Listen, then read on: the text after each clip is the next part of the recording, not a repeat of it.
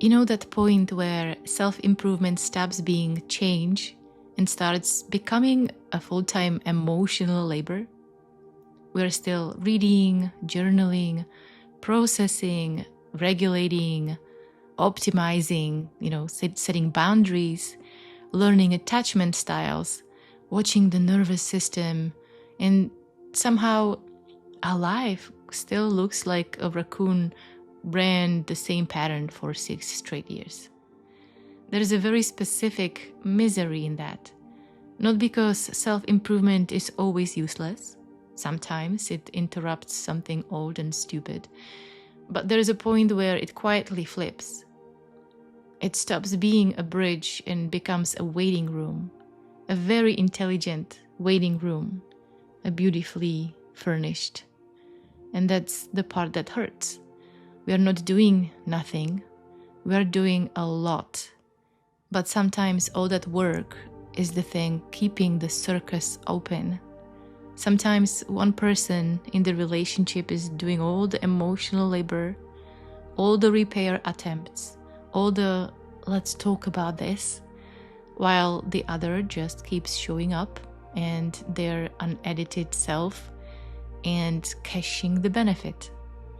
And because the work feels noble, we don't notice that we are using it to keep something alive that should maybe be allowed to die. So here are 4 warning signs that self-improvement isn't working anymore. And number 3 has been absolutely devastating for me. So warning sign number 1. We keep confusing self-awareness with movement. We know why we do it. We know the childhood wound, the attachment style, the fear under the fear. We could even give a PowerPoint presentation called "Why am I like this?" and still repeat the same behavior in each relationship. And that's the trap. Self-awareness starts feeling like action because it is emotionally active. It has texture, language, and it feels responsible. But knowing the mechanism and interrupting the mechanism are not the same event. This is where we become like someone a little too high trying to explain the universe with extraordinary honesty while standing in the kitchen holding a spoon. Lots of intensity, almost no practical change. And it's very moving, but unusable. And the pain here is subtle because the awareness is real. But even real awareness can still be used as a sedative. It can take the edge off just enough that we no longer have to do the awkward thing in reality. We understand the boundary but don't set it. We understand the pattern but don't leave it. We understand the desire but don't move toward it. That's when self-improvement starts rotting. Not when it becomes false, but when it becomes enough to feel progress without requiring consequence. And here comes the warning sign number 2. We are always preparing for the life we say we want. And this one hides under respectable behavior, research, planning, reflection, getting clearer, getting ready, becoming more aligned, and it's just suspiciously endless. At first, it feels wise. Then one day we realize we've been standing in the dressing room of our own life for years, still adjusting the outfit, still checking the lighting, still asking whether now is the right moment to emerge. And sometimes self-improvement is just fear without a clean haircut. We say we are working on ourselves so we can have the relationship, start the project, make the move, say the thing, leave the job, become visible.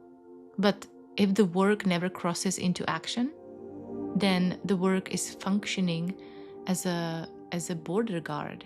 It's not preparing us for life, it's just keeping life outside. And because preparation feels productive, we don't catch it. We think we're walking. Really, we're just polishing our shoes with devotional intensity and calling it progress. And years disappear here.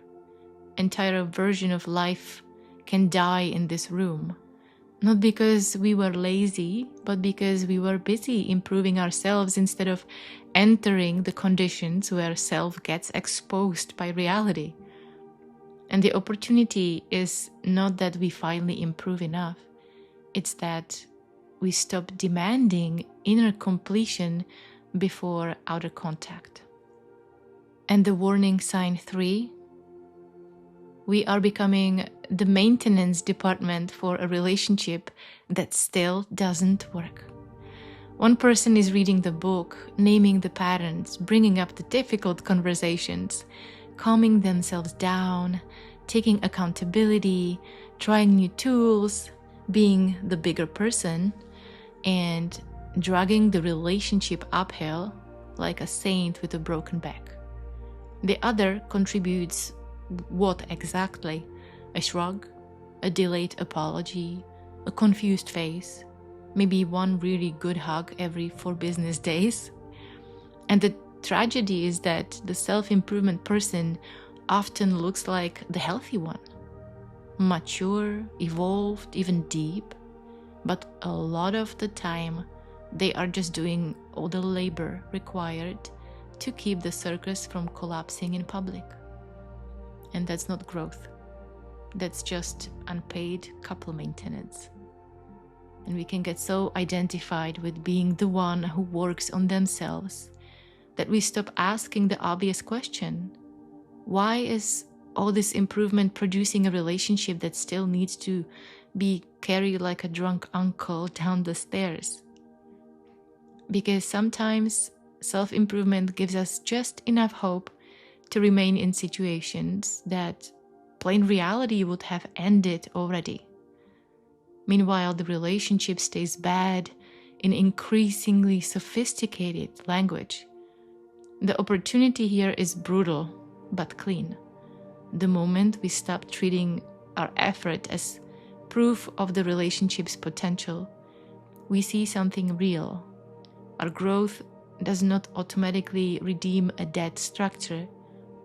Just because we can carry more doesn't mean we should. And if you can feel that mechanism in your own life, this is exactly the territory I go into in my book, The End of Your Story. I give a very specific template for jumping out of the role you keep playing in life, especially when that role is costing you energy, truth, and years. It's in the description.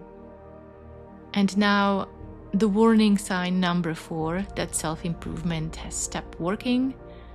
Improvement has become our identity, not our tool. And this is the nastiest one because it looks so virtuous. We become the person who works on themselves, the reflective one, the conscious one, the one committed to growth. And maybe we are, but once that identity hardens, we start protecting it. We don't just want change anymore. We want to remain the kind of person who is changing, which means we may need the problem to survive. Because what would happen if the pattern actually ended? What would happen if the relationship clearly failed and we had to stop preparing or repairing it?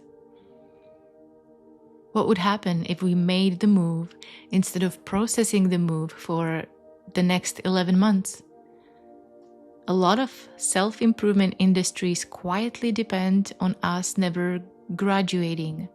Just one more layer, one more framework, just one more workbook, and one more deep conversation about why we haven't done the obvious thing yet.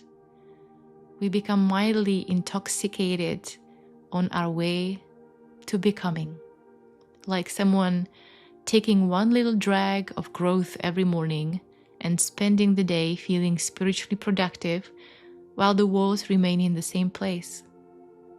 But the good news, if we can call it that way, is that this whole thing becomes obvious at some point, painfully obvious. We see that a lot of our work was real, but a lot of it was also self-maintenance, sedation, rehearsal, and self-image in a nicer outfit. We see that being the only one growing in a relationship does not mean the relationship is growing. And we see that awareness without action becomes a very elegant dead end. And that's where something better becomes possible. Not prettier, just more alive. Because we stopped using improvement to avoid the moment where life asks for something real